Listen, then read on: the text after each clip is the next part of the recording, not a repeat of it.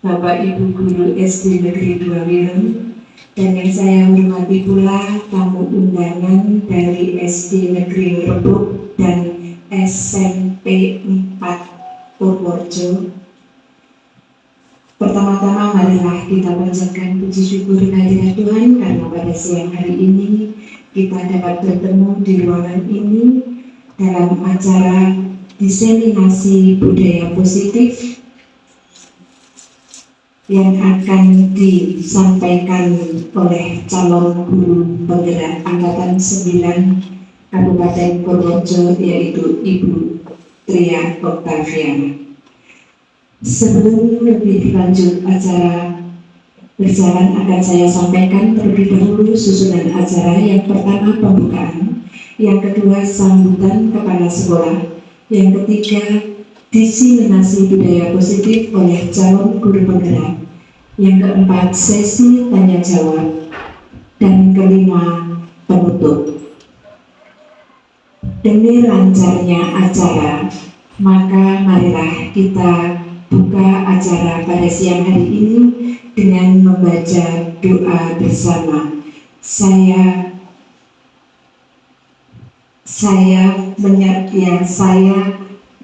persilahkan untuk berdoa menurut agama dan kepercayaannya masing-masing. Berdoa mulai. Selesai.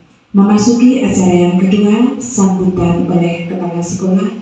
Kepada yang terhormat Bapak Tri Jokowi, atau waktu dan tempat kami silakan.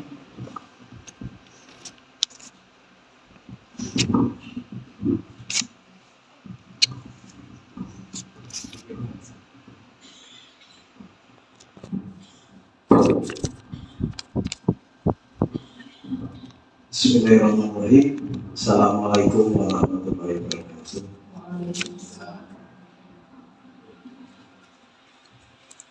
Yang kami hormati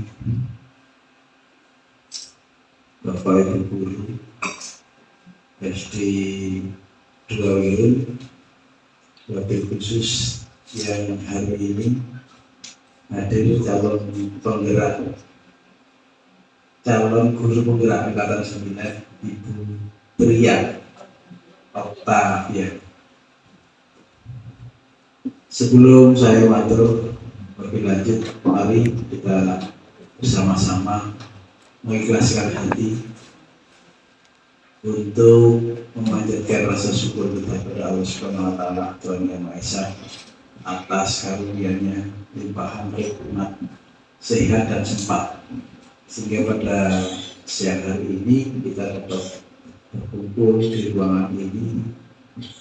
Semoga semuanya dirahmati oleh Allah Subhanahu wa Ta'ala.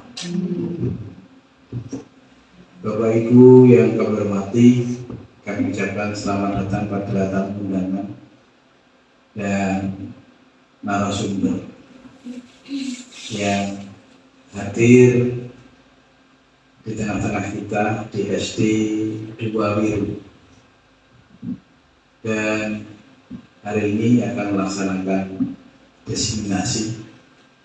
Tentunya kegiatan ini kita harapkan bermanfaat untuk kita semuanya, khususnya bagi calon guru penggerak yang akan melaksanakan kegiatan ini. Tentunya mudah-mudahan dengan kegiatan ini bisa melangsungkan jadi guru penggerak, tidak jadi calon, tapi agar jadi guru penggerak. Sekarang kan CGP ya, calon. Dan kegiatan ini menambah atau memperlancar menjadi guru penggerak. Dan kepada teman-teman dari SD Wireng khususnya, itu menambah wawasan untuk kita semuanya tentang apa toh budaya positif di sekolah, mengembangkan budaya positif.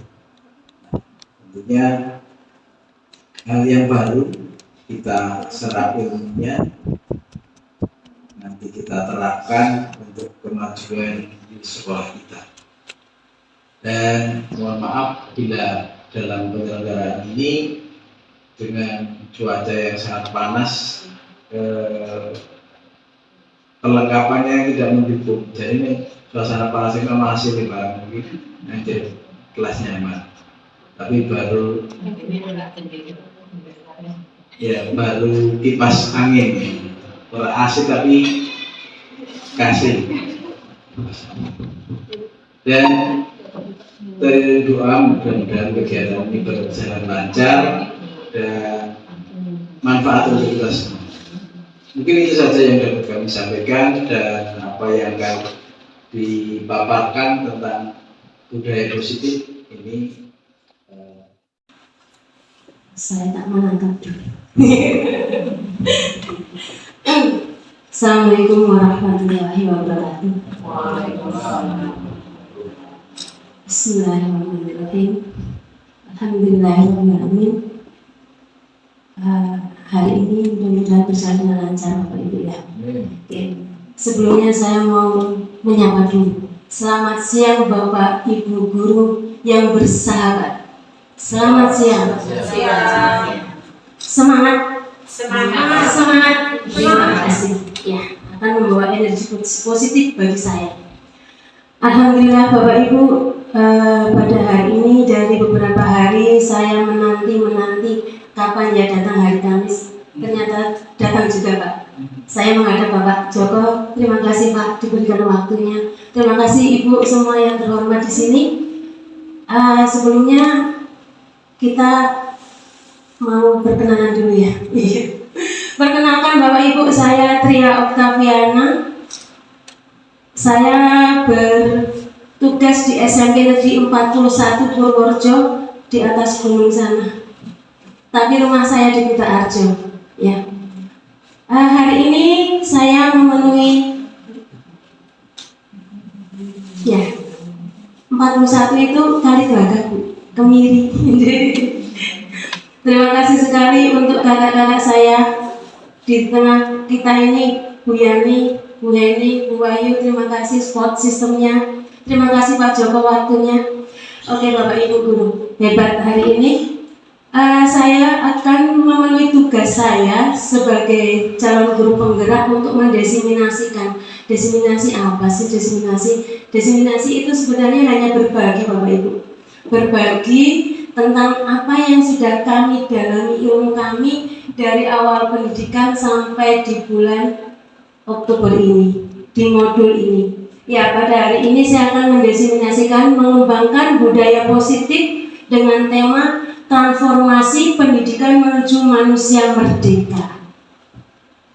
Dari tema di sini ada harapan besar ketika nanti budaya positif itu diterapkan dalam dunia pendidikan, kita akan menjadikan manusia itu menjadi merdeka. Ketika mendapatkan ilmu pendidikannya itu merasa merdeka. Apa sih merasa merdeka? Ya, kita mulai saja Bapak Ibu ya. Next Bu Yani.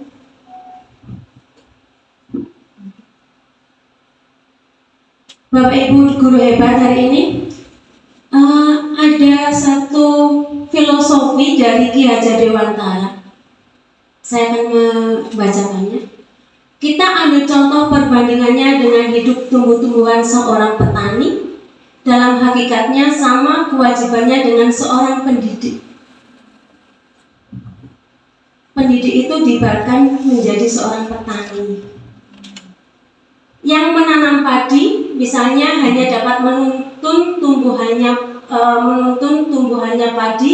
Ia dapat memperbaiki kondisi tanah, memelihara tanaman, memberi pupuk dan air, membasmi ulat-ulat atau jamur-jamur yang mengganggu hidup tanaman padi dan lain sebagainya.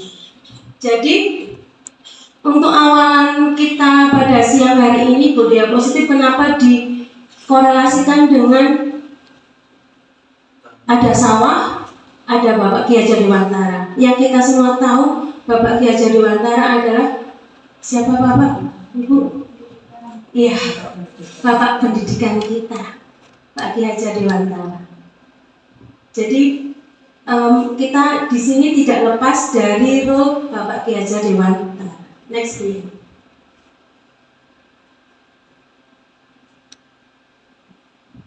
Oke. Sekolah yang tadi masih berkorelasi lagi, sekolah diibaratkan sebagai tanah tempat bercocok tanam. Sehingga seorang guru perlu mengusahakan agar sekolah menjadi lingkungan yang menyenangkan, aman, nyaman untuk bertumbuh serta dapat menjaga dan melindungi setiap murid dari hal-hal yang kurang bermanfaat atau bahkan mengganggu perkembangan potensi murid. Kalau uraiannya panjang sekali ya Pak. Tetapi ada satu tema yang saya angkat, transformasi untuk menuju pendidikan yang merdeka.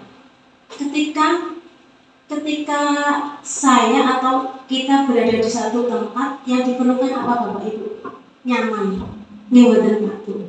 Seperti saya pada siang hari ini sangat nyaman di tengah-tengah Bapak Guru hebat hari ini, di dalam ruangan yang penuh warna-warni. Beda ya Biani, auranya kita masuk di sekolah SD ketika dengan SMP, auranya itu sangat luar biasa.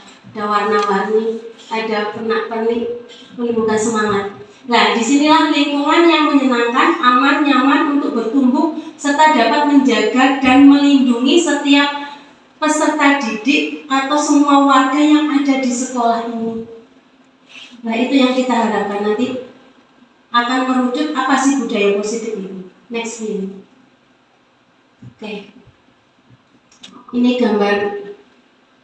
Nah, apa itu budaya positif? Ada gambar-gambar yang saya pilih, gambarnya sangat bagus sekali. Suatu lingkungan positif yang terdiri dari warga sekolah yang saling mendukung, saling belajar, saling bekerja sama sehingga tercipta kebiasaan-kebiasaan baik. Dari kebiasaan-kebiasaan baik akan tumbuh menjadi karakter-karakter baik warga sekolah. Jadi di dalam budaya positif di sekolah ini yang kita harapkan seperti ini Bapak Ibu. Sepertinya di sekolah sini sudah ya Pak Bu? Sudah sekali ya Bu ini. Iya. Iya, selalu menumbuhkan kenyamanan, kerukunan karena ternampak ya Pak Bu. Jadi ketika saya itu masuk di sini awalnya positif sekali karena di sana posisi sana ada TK, masuk sekelas ini lagi sudah banyak sekali karakter-karakter anak-anak di sini. Saya tuh selalu appreciate banget, selalu bangga banget dengan ibu guru SD ya Bu. Bayangkan aja Bu. Iya, luar biasa. Kalau saya disuruh jadi guru SD, wah belum tentu bisa. Sekarang belajar matematika, lembar berikutnya bicara tentang terumbu karang, berikutnya tentang melipat-lipat, kan luar biasa. Aku dulu dengan Bapak Ibu guru SD, luar biasa. Next Bu Yani, itulah budaya positif di sekolah.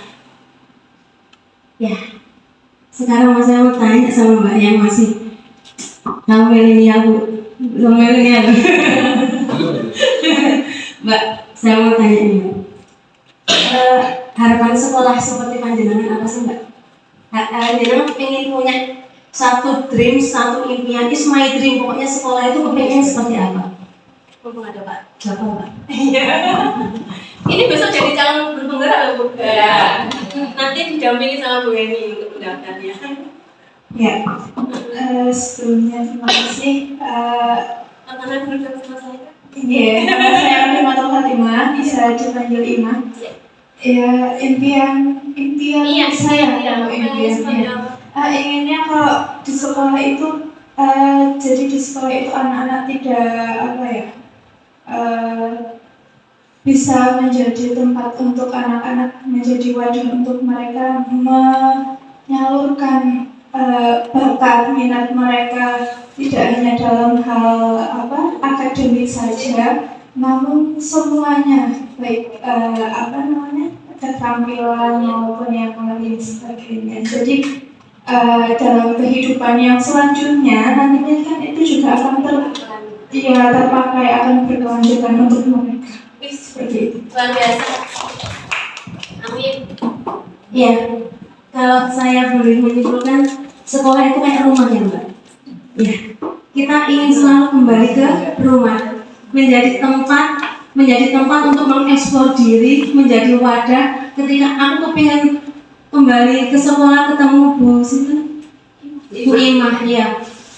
Bu pengen cepet pagi, pengen sekolah, mau ketemu Bu Imah. Lah, gitu lah.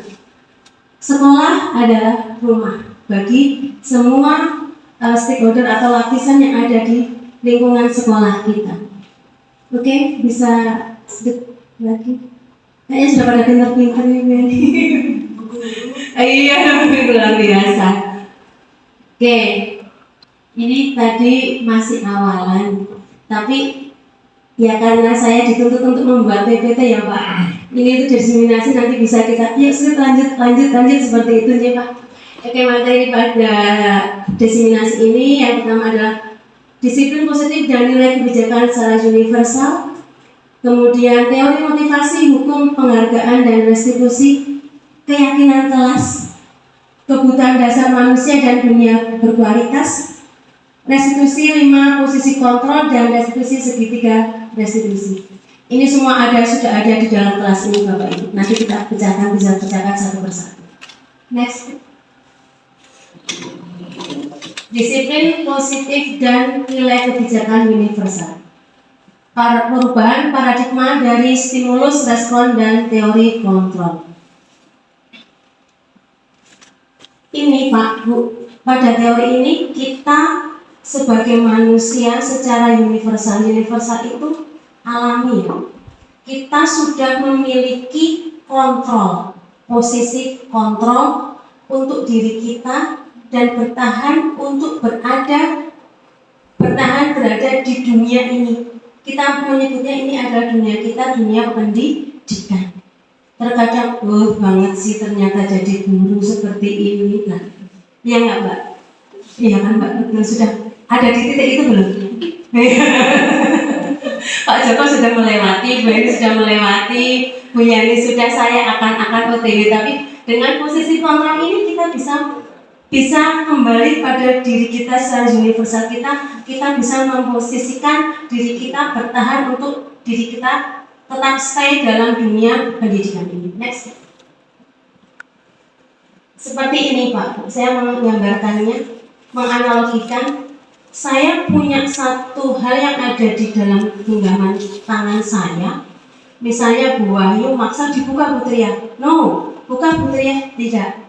Nah, jadi seperti saya harus berada di sini.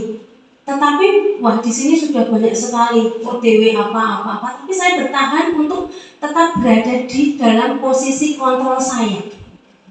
Kita sebagai guru harus memiliki posisi seperti itu.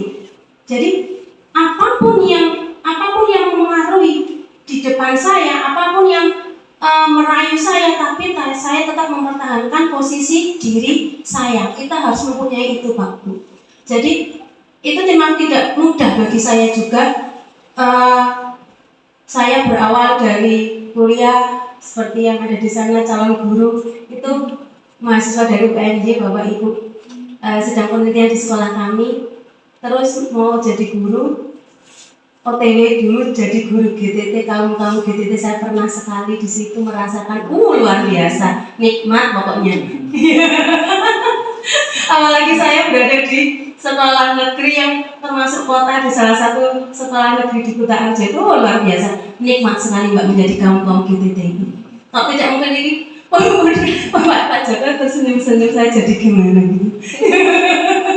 Iya, itulah posisi kontrol saya di sini. Saya mempertahankan, harus tetap stay dan bertahan. Next Wian.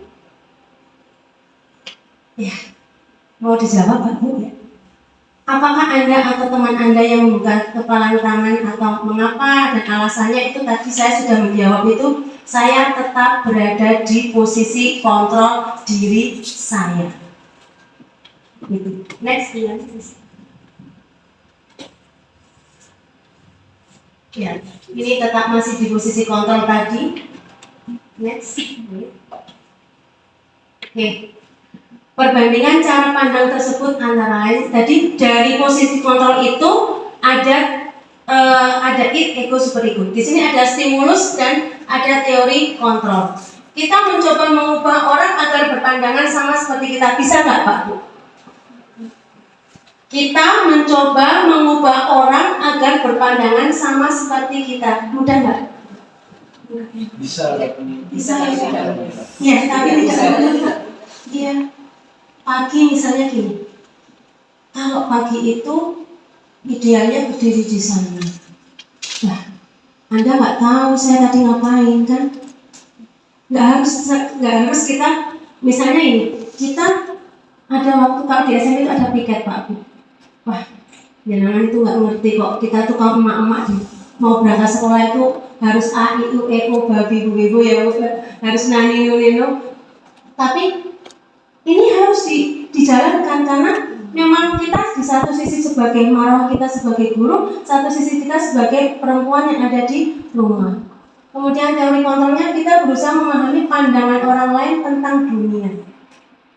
Kemudian berikutnya perilaku buruk dinilai sebagai kesalahan. Perilaku buruk itu apakah selalu dinilai dari suatu kesalahan? Iya nggak ya Pak? Kemudian semua perilaku memiliki tujuan. Ya betul sekali. Stimulus responnya orang lain bisa mengontrol saya. Hanya Anda yang bisa mengontrol diri Anda. Saya bisa mengontrol orang lain. Teori kontrolnya saya tidak bisa mengontrol orang lain. Pemaksaan pada saat bujukan gagal. Jadi tadi saya dibujuk, buka tangannya, buka, oh no, tidak. Sini adalah kolaborasi dan konsensus menciptakan pilihan-pilihan baru. Kemudian model berpikir atau menang atau kalah. Kemudian model berpikir menang dan menang. Ini adalah teori dari manusia dari atas sampai bawah. Ada id, ego, super ego kita. Next ini.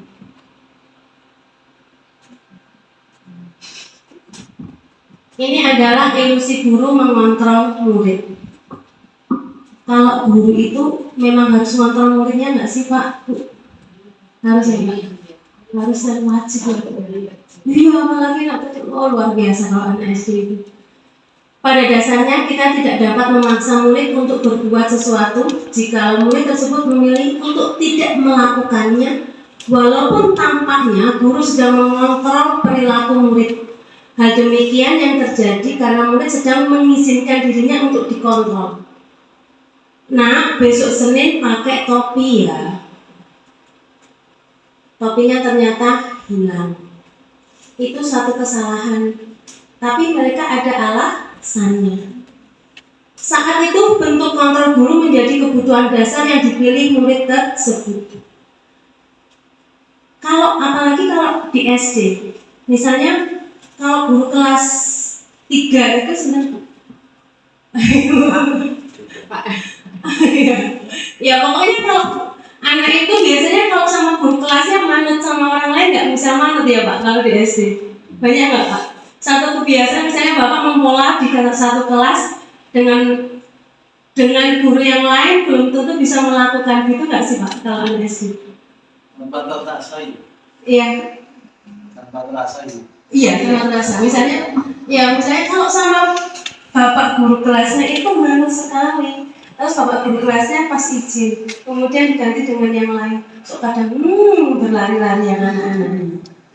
Saat itu bentuk kontrol guru menjadi kebutuhan dasar yang dipilih murid tersebut. Kemudian teori kontrol menyatakan bahwa semua perilaku memiliki tujuan bahkan terhadap perilaku yang tidak disukai.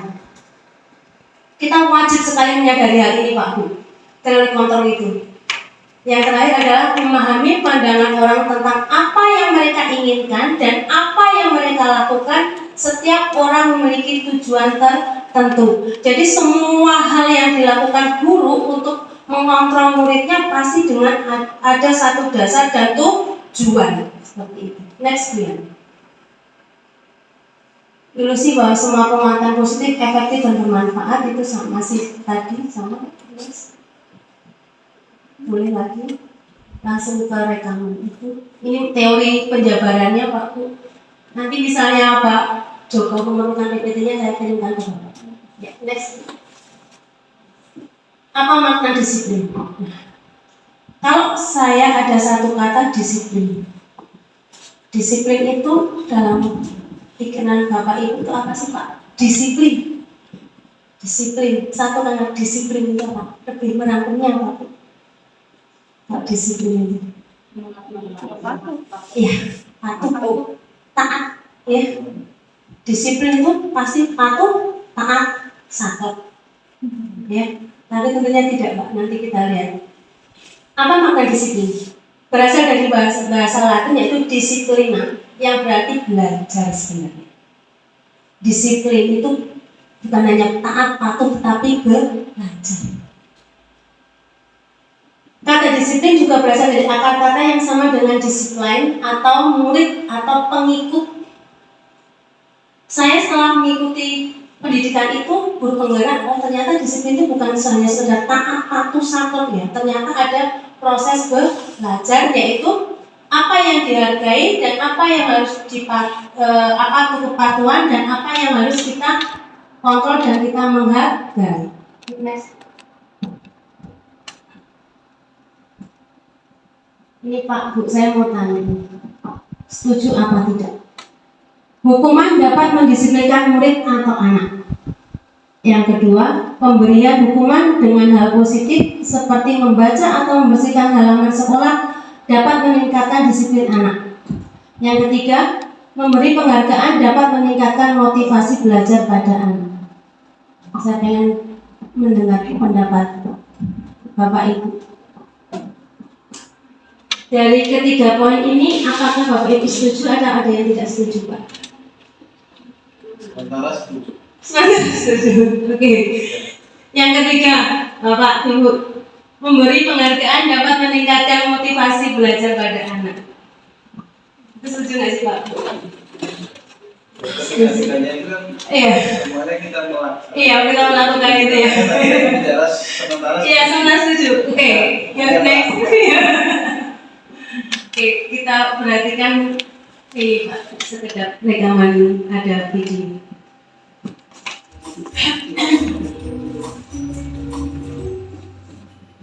Salam bahagia Ibu dan Bapak Guru hebat. Dalam penerapan disiplin positif restitusi, salah satu program yang dikembangkan adalah 5 posisi kontrol. 5 posisi kontrol dalam restitusi adalah proses perjalanan seorang pemilik agar dapat mengenali dirinya. Pada video kali ini, kita akan membahas tentang 5 posisi kontrol yang dikembangkan oleh Brian Wilson dan contoh penerapannya.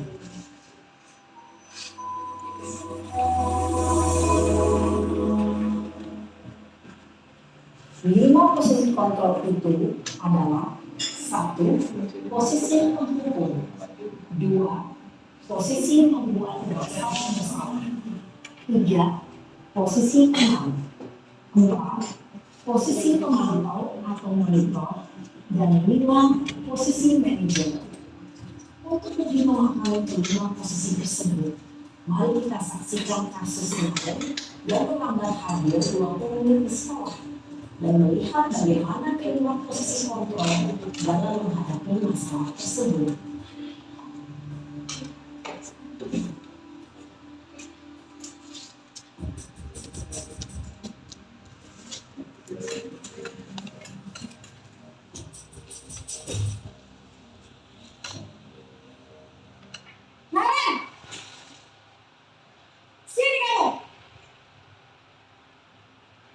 Selamat pagi, Bu. Selalu terlambat. Kamu deh, pasti terlambat. Maaf, Bu. Saya Apa? Apa coba? Alasan kamu apa lagi? Kapan sih kamu tidak terlambat? Malas sekali ya kamu jadi anak. Dasar pemalas. Gak kapok-kapok sih kamu. Sudah berapa hari terlambat? Sana, kamu beli basket 2 kali. Kenapa? Kamu mau ibu? Sudah terlambat, masih berani jawab pula. Sekarang, keliling lapangan basket 5 kali sekalian. Biar kapok. Cepat, pergi sana ke lapangan basket. Posisi penghukum biasanya berbicara dengan nada tinggi, menghardik, menunjuk-nunjuk, menyakiti, dan menyindir. Hukuman bisa berupa fisik maupun psikis. Ibu dan Bapak Guru hebat. Dampak yang terjadi pada murid ketika guru berada pada posisi terpukul adalah murid cenderung akan memberontak, bahkan menyimpan.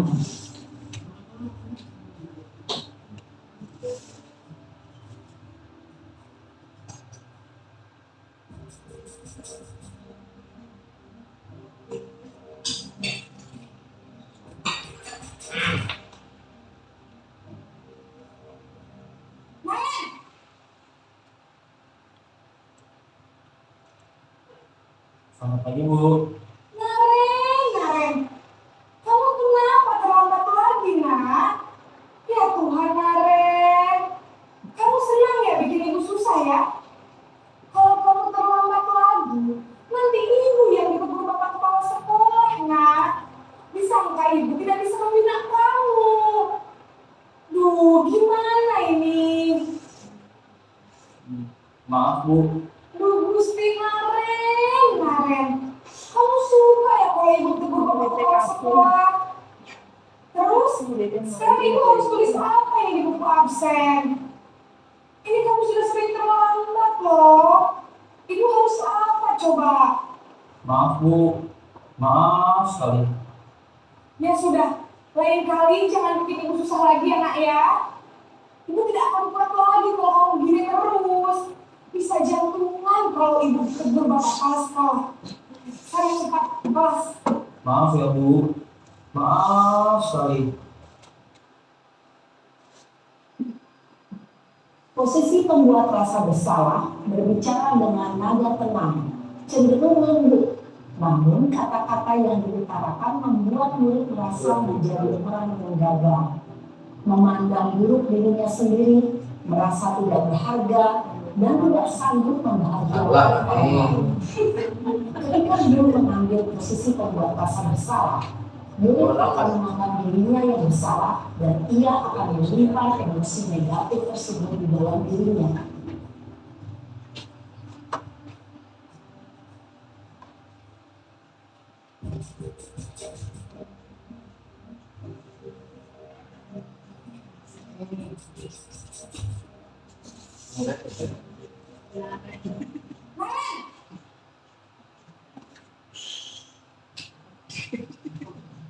Selamat pagi, Bu.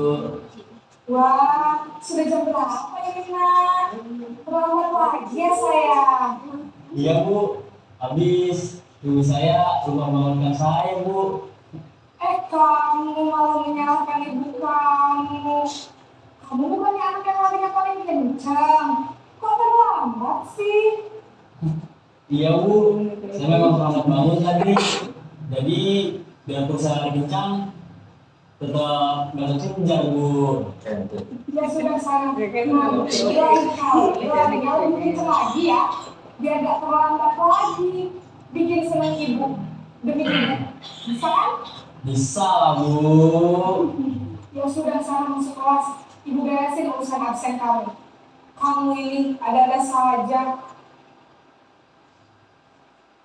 Dalam posisi teman, guru berbicara dengan nada suara ramah, akrab, cenderung bersenda gurau untuk menjaga suasana tetap santai. Murid akan merasa senang, aman, dan akrab dengan guru. Identitas yang tercipta adalah identitas sukses atau berhasil. Namun, perlu diingat, karena ini masih dorongan eksternal, maka ada faktor ketergantungan dari murid kepada orang tertentu.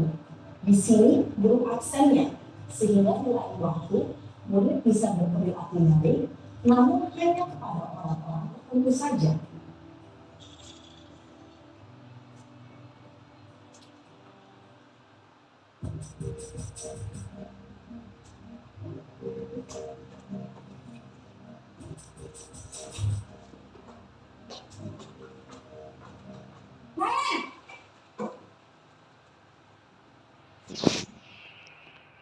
Selamat pagi, Bu. Naren, apa peraturan sekolah kita tentang jam berapa kita harus masuk sekolahnya? Kita harus di sekolah jam 7, Bu. Iya betul, sekarang sudah jam 7.20. Naren sudah tahu konsekuensinya jika terlambat hadir. Paham, Bu. Saya harus tinggal kelas pas jam istirahat selama 20 menit. Ya benar, konsekuensinya demikian. Jadi nanti jam 9.30 pas istirahat, kamu harus tinggal di kelas, kerjakan tugas tambahan untuk ketertinggalan kamu, ya? Baik Bu. Posisi pemantau mengandalkan penghitungan atau data untuk mengontrol murid. Guru mengarahkan murid berdasarkan peraturan dan konsekuensi. Seorang pemantau menunjukkan bahasa tubuh dan ekspresi wajah yang datar dan cenderung formal.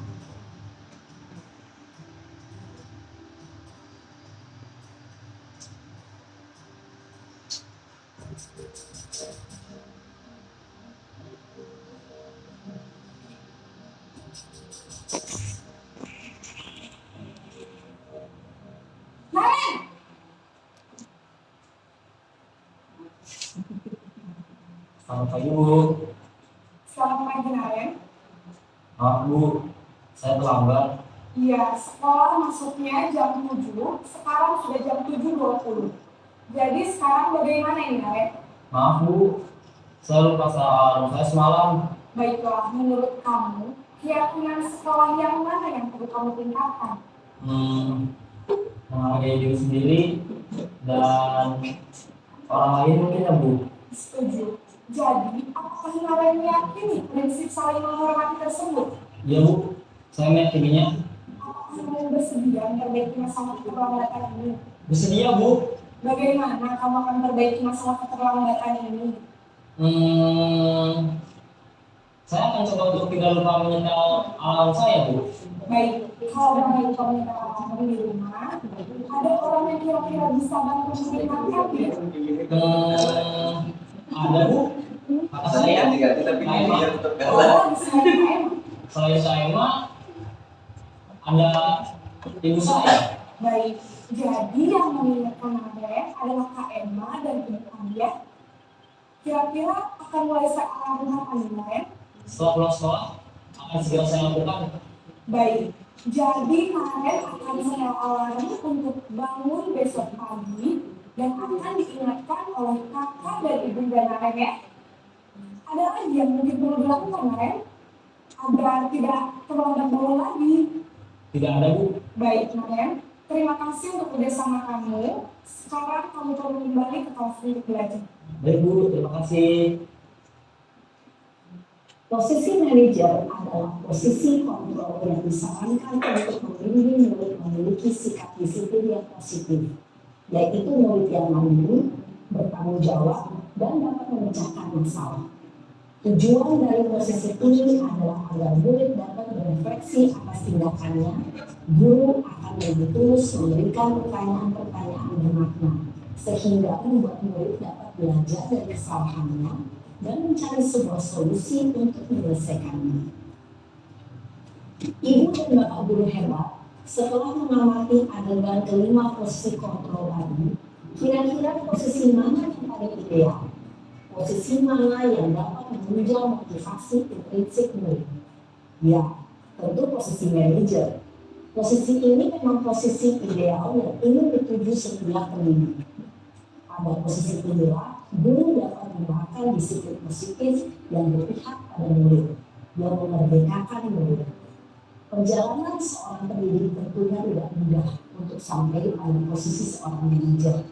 Namun, tujuan kita pasti, yaitu menciptakan murid-murid yang mandiri, merdeka, dan bertanggung jawab. Semoga penggambaran 5 posisi kontrol yang telah diperlihatkan ini dapat menjadi ajang refleksi bagi kita semua, agar dapat terus mengasah dan menerapkan disiplin positif yang memerdekakan murid. Mari terus berlatih dan bersemangat. Selamat menerapkan. Salam dan bahagia, Ibu dan Bapak guru hebat. Jadi sepintas tentang video ada beberapa hal yang perlu dapat kita praktekkan atau kita terapkan di Pak Bu. Tentunya yang posisi pertama tadi baik nggak Pak? Tidak ya? Yang iya. Yang kedua membuat rasa bersama itu juga tidak baik. Tetapi yang baik adalah yang posisi menjadi teman, dan menjadi manajer. Tapi itu tentunya tidak mudah. Utamanya adalah kita emosi dulu. Makanya kita pelan-pelan di sini kita belajar. Oke. Gayut atau berkorelasi berhubungan dengan konsep disiplin Ki Hajar Dewantara. Di mana ada kemerdekaan, disitulah harus ada disiplin yang kuat. Sungguh pun disiplin itu bersifat self-disiplin, yaitu kita sendiri yang mewajibkan kita dengan sekeras-kerasnya, tetapi itu sama saja. Sebab jika kita tidak cakap melakukan self-disiplin, wajiblah penguasa lain mendisiplinkan diri kita. Dan peraturan demikian itulah harus ada di dalam suasana merdeka. Jadi kita memang perlahan-lahan menjadi guru yang bisa seperti rumah. Kepengennya anak-anak itu kembali kepada diri kita. Next.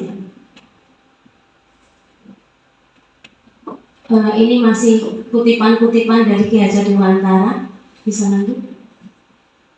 Ini saya membuat PPT-nya memang sesuai sama tugasnya, tapi enggak bisa semuanya, nanti waktunya terlalu lama, kasih Bapak Ibu. Simpulan, tahu-tahu sampai simpulan. Cocok deh. Padahal masih ada lembaran gitu. Sebagai pendidik, tujuan kita adalah menciptakan anak-anak yang memiliki disiplin diri, sehingga mereka bisa berperilaku dengan mengacu pada nilai-nilai kebijakan universal. Universal itu dikembalikan lagi kepada hakikatnya sebagai manusia dan memiliki motivasi intrinsik bukan ekstrinsik. Motivasi dari dalam diri sendiri. Disiplin, ya, nilai kebajikan. Nanti PPT-nya saya kirimkan Pak Joko nih Pak, kalau diberikan. Kita semuanya baca. Langsung ke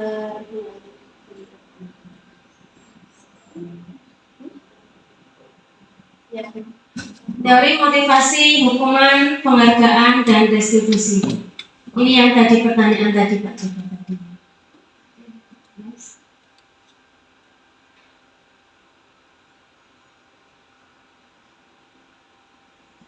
Oke. Teori motivasi perilaku manusia. Motivasi eksternal, motivasi eksternal, kemudian motivasi internal. Di sini ada untuk menghindari ketidaknyamanan atau hukuman, apa yang akan terjadi apabila saya tidak melakukannya.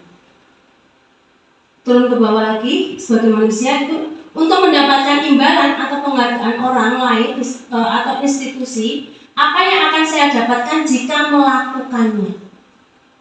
Next, turun ke bawah lagi, untuk menghargai diri sendiri dengan nilai-nilai yang dipercaya, saya akan menjadi orang yang seperti apa jika melakukannya. Di sini saya simpel saja Pak Joko dan teman-teman guru-guru hebat pada siang hari ini. Saya mau tanya, misalnya ada Pak Kepala Sekolah sedang tahu nih Pak Kepala Sekolah besok pelatihan ke Semarang 2 hari. Nah, apakah Bapak Ibu guru tetap berangkatnya pagi? Harus. Rumah saya dekat. Kalau makan siang itu malu dengan tetangga. Iya betul Pak Bu. Kita. Berintegritas Pak berarti Pak. Iya kan? Iya. Ya. Next.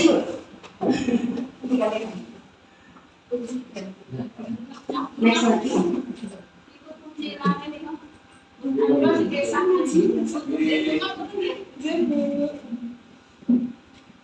Hukuman, konsekuensi, dan restitusi. Tindakan terhadap suatu pelanggaran pada umumnya berbentuk hukuman atau konsekuensi. Ada hukuman, ada konsekuensi, ada restitusi. Restitusi adalah proses menciptakan kondisi bagi murid untuk memperbaiki kesalahan mereka sehingga mereka bisa kembali pada kelompok mereka dengan karakter yang lebih kuat. Jadi kalau restitusi itu mengembalikan anak pada dirinya sendiri Pak, ya, bukan menjadi suatu hukuman kamu harus lari gitu, bukan.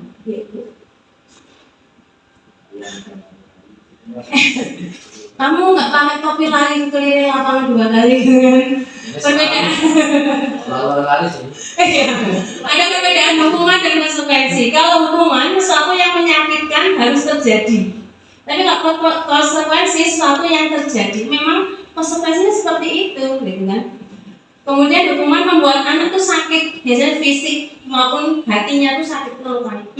Sesuk nggak ketemu Pak Kai, mau apa nggak? Secara general aja gitu. Tapi kalau konsekuensi membuat anak merasa tidak nyaman dalam waktu jangka pendek. Kemudian hukuman, anak membenci disiplinan, berarti biasanya langsung mutung gitu ya. Kemudian kalau konsekuensi, anak menghargai disiplin. Paksaan, stimulus, tanggapan. Seperti ini ya Pak, perbedaannya mungkin bisa dibaca bersama-sama. Yang paling terakhir itu marah, merasa bersalah, dipermalukan, merasa tidak dihargai. Itu hukuman. Tetapi kalau konsekuensi, kehilangan hak, dibuat tidak nyaman, dan diasingkan untuk sementara. Next.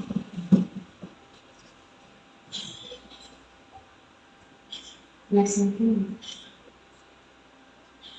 Ya, ini Pak Bu, coba kita jawab bersama-sama Pak. Yang pertama, mencatat 100 kali dalam buku kalimat berbunyi saya tidak akan terlambat lagi. Karena anak terlambat hadir di sekolah. Ini hukuman atau konsekuensi? Hukuman. Yang kedua, lari mengelilingi lapangan basket 2 kali karena anak terlambat hadir di sekolah. Hukuman. Menggantikan kertas tugas teman yang dicoret-coret. Konsekuensi. Yang kelima, membersihkan tumpahan air di meja tulis karena tersenggol pada saat belajar. Konsekuensi. Yang keenam, murid disuruh mengenakan sepatu seharian karena tidak mengenakan sepatu hitam. Ini bisa di SMP. Murid disuruh, maaf tadi saya salah kutip ya, tidak menggunakan sepatu seharian karena tidak menggunakan sepatu hitam. Misalnya kalau di SMP sepatunya diambil ya, nanti seharian nggak pakai sepatu dikembalikan ketika sudah pulang. Ini konsekuensi apa hukuman Pak? Hukuman. Ya, murid tidak menggunakan sepatu seharian karena tidak menggunakan sepatu warna hitam. Konsekuensi. Yang ketujuh, mengikuti upacara bendera di pintu gerbang karena datang terlambat saat upacara bendera harus konsekuensi. Next, kita lihat. Ini Pak, jawabannya tadi. Yuk lanjut Bu. Ini masih teorinya. Didukung oleh penghargaan, pengaruh jangka pendek dan jangka panjang, penghargaan mengurangi ketepatan. Nah, tadi kalau ada kita selalu berusaha keras untuk mendapatkan satu reward, itu menurut saya tidak tepat juga ya Pak. Karena melakukan suatu usaha dikarenakan nantinya dapat hadiah. Itu yang sering harus kita hindari. Ya, yes. Dihukum oleh penghargaan. Penghargaan menurunkan kualitas, betul Bapak Ibu ya. Penghargaan mematikan kreativitas, betul tidak? Penghargaan mengurangi motivasi secara intrinsik. Iya Pak. Nanti biar ada Pak Kepala Sekolah. Apa itu restitusi? Restitusi merupakan proses menciptakan kondisi bagi murid untuk memperbaiki kesalahan mereka, sehingga mereka bisa kembali pada kelompok mereka dengan karakter yang lebih kuat. Restitusi juga merupakan proses kolaboratif, kemudian mencari solusi untuk masalah mereka, dan membantu murid berpikir tentang orang seperti apa yang mereka inginkan menjadi tujuan mulianya. Jadi kalau kita mendapati suatu kesalahan pada murid, kita harus melakukan suatu proses. Jangan anak dibuat merasa bersalah, kemudian setelah itu dilepas. Tapi kita ada prosesnya dulu Pak Bu. Dan ini pelan-pelan masih kita terapkan. Next. Ciri-ciri restitusi. Bukan untuk menebus kesalahan, namun untuk belajar dari kesalahan. Kalimatnya bagus banget ya. Bukan untuk menebus kesalahan, namun untuk belajar dari kesalahan. Yang kedua, memperbaiki hubungan, tawaran, bukan paksaan. Restitusi menuntut untuk melihat ke dalam diri kita. Restitusi adalah cara yang paling terbaik. Next. Ada hukuman, konsekuensi, disiplin, dan restitusi. Ya, jika nanti diperlukan Pak, saya kirimkan. Ya, ini keyakinan kelas. Oke. Paling ini yang terakhir akan saya bahas di sini tentang keyakinan kelas. Keyakinan kelas. Mengapa tidak peraturan saja? Mengapa harus keyakinan kelas? Ya, kalau keyakinan kelas dan peraturan, kembali ke tadi Pak.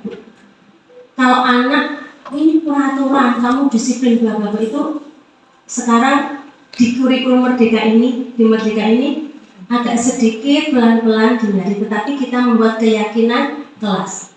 Keyakinan kelas itu simpel sekali. Di sini Bapak Ibu guru sudah hebat sekali, sudah ada contohnya, yaitu di belakang sana.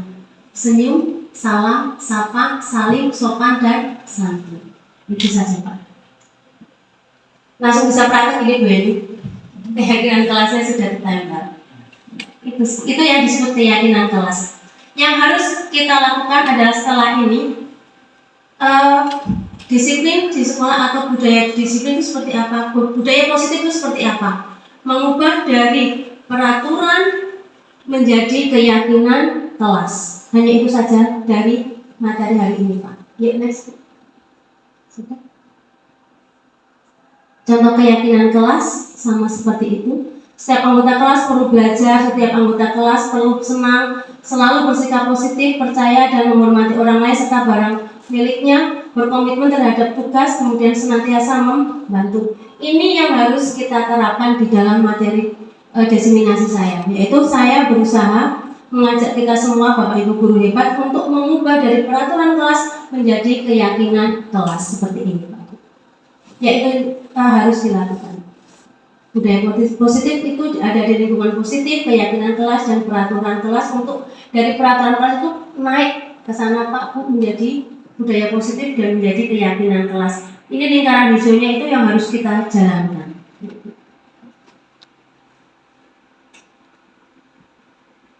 Ini contoh-contoh keyakinan kelasnya. Pendalaman keyakinan kelas yaitu hormat, bekerja, diterima dan dimiliki. Jadi anak-anak itu perlu kita menjadi manajer yang selalu menerapkan, memosisikan anak-anak itu untuk diterima dan dimiliki. Terkadang kalau simpelnya ada anak yang dalam tanda kutip, itu apa sih, kalau zaman dulu ada anak yang sok pembelit kayak saya kan nggak sih? kadang di sini nggak mau jajar kamu pilek-pilek terus kayak Putria gitu kan. Nah itu terkadang nggak dimiliki itu Bu sama dengan teman-temannya. Itu kita perlu atau kita perlu rangkul, kita perlu yakinkan bahwa kamu itu bagian dari kelas ini loh nak, seperti itu. Next. Kebutuhan dasar manusia. Nah, ini tentang materi kita yang kesekian, kebutuhan dasar manusia. Manusia itu perlu bertahan hidup nggak sih Pak Bu? Ya, jelas lah ya Pak. Di sini ada kesenangan, kasih sayang, kebebasan dan penguasaan. Ini adalah 5 dasar kita yang kita tuh kadang nggak disadari bahwa kita itu perlu bertahan hidup, perlu ada kesenangan, perlu ada kasih sayang, ada penguasaan. Di sini mungkin besok ada yang masih bujang nggak sih Pak? Oh masih. Nah itu tadi perlu memperhatikan 5 dasar kebutuhan manusianya ya Mas. Kalau Anda mau punya istri gitu. Iya. Kebutuhan dasar manusia ini secara teori nanti bisa pelajari di share berikutnya. Ya, 5 posisi kontrol. Jadi penghukum, membuat orang merasa bersalah, teman, pemantau dan manajer tadi simpulan yang tadi. Masih ada Pak? Bisa lanjut aja. Nah, ini proses dari mengkontrol itu seperti ini. Ada segitiga resolusi, nanti bisa dibahas nanti lagi.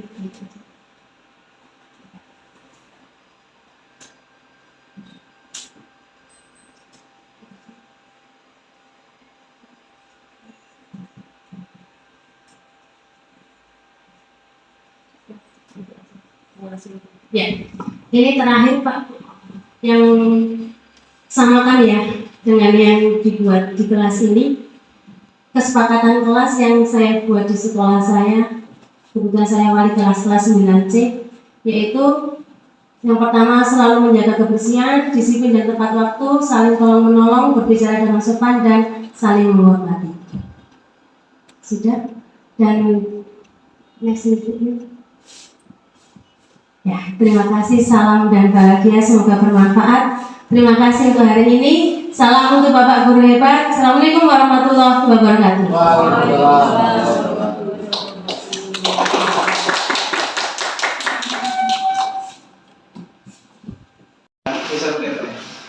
Yang disampaikan tadi bahwa ada 5 posisi kontrol. Iya.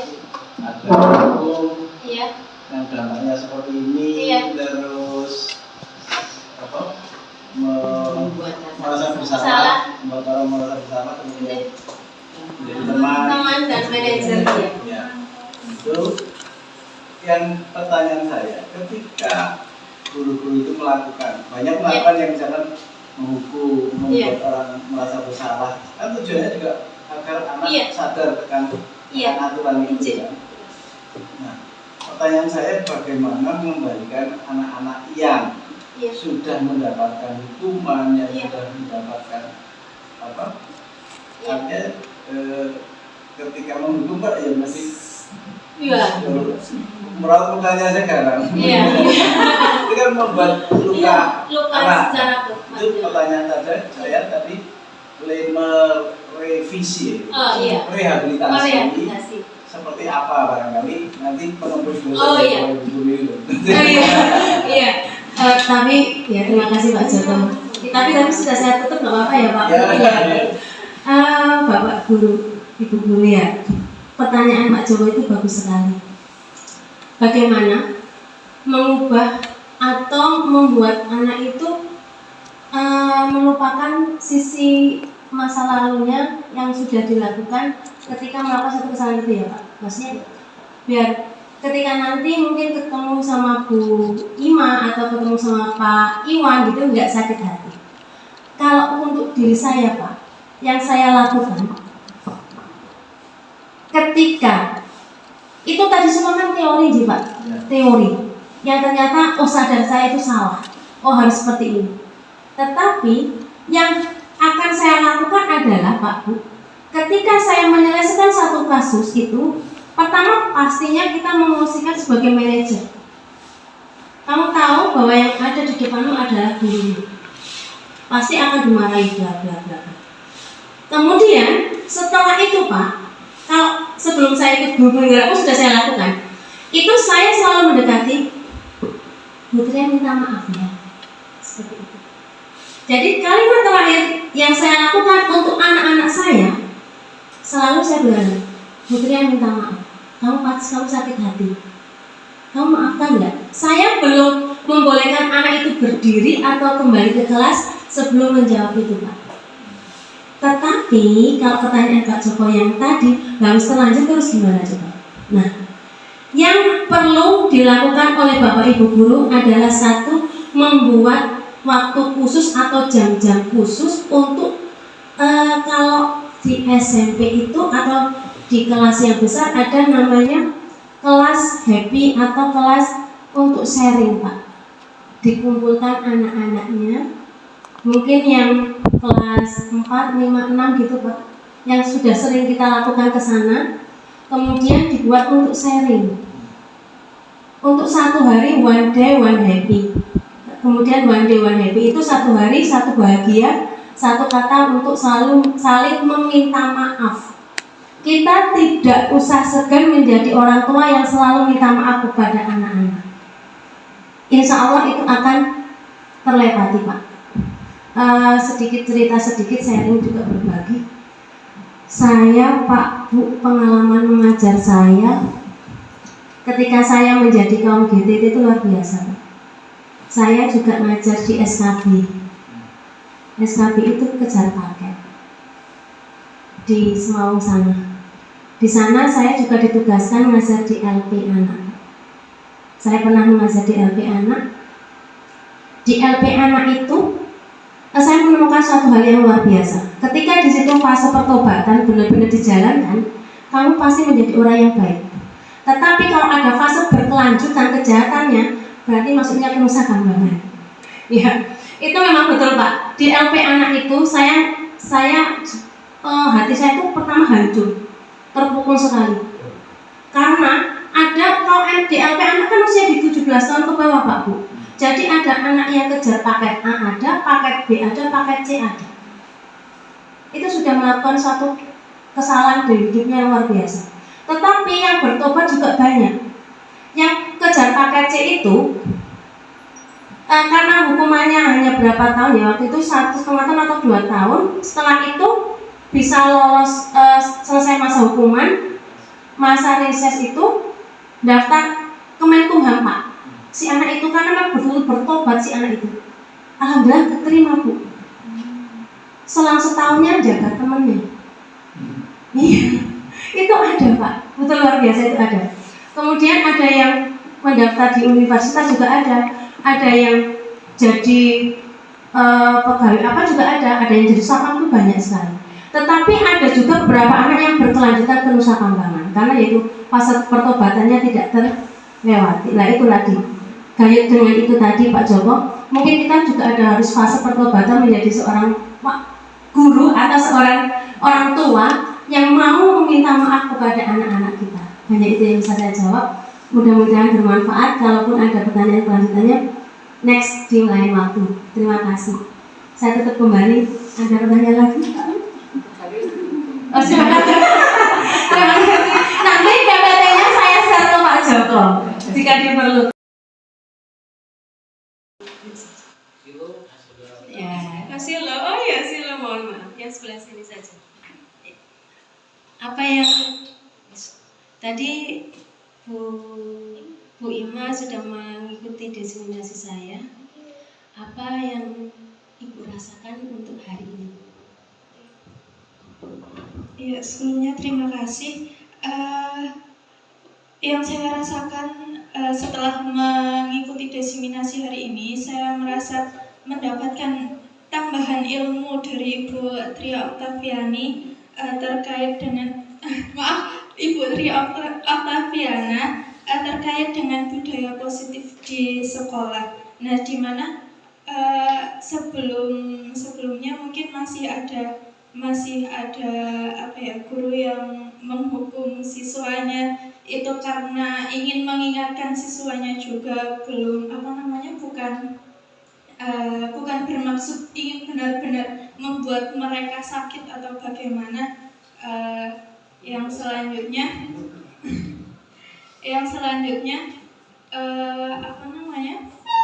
setelah diseminasi ini menjadi paham bagaimana untuk menyikapi mereka setelah mereka melakukan kesalahan, atau bagaimana cara kami untuk mengingatkan mereka agar menjadi yang lebih baik lagi, seperti itu.